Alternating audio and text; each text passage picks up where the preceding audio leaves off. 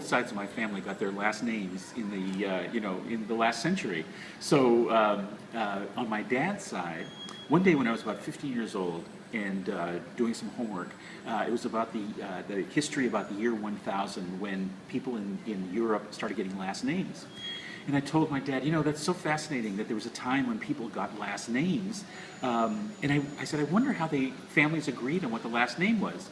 And my dad, his eyebrow went up, a little smile came on his face, and he says, I know because I lived through it. And I said, what? And he said, yes, we got last names in Turkey when I was alive. And I said, tell me that. So he said he wanted to be in the Turkish Navy. He wanted to be an officer in the Turkish Navy, and his brother wanted to be an artist. And they couldn't agree on last names. Last names started in the 20th century when Turkey started. Before that, they didn't have last names. And in fact, in all the centuries before that, they didn't have last names.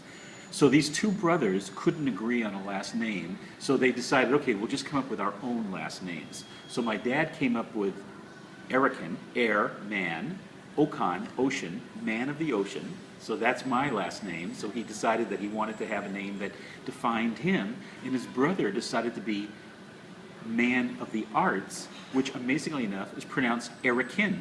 So in other words, the names sound almost exactly alike. They're spelled a little bit differently, but they sound almost exactly alike. Now the fun thing is, my dad's brother went on to become the curator of the Topkapi Museum and a well-known artist in Turkey, and that was wonderful.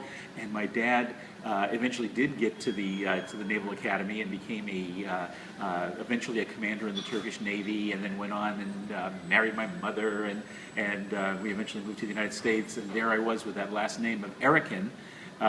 And now I know where we got that name. So both sides of my family got last names during that century.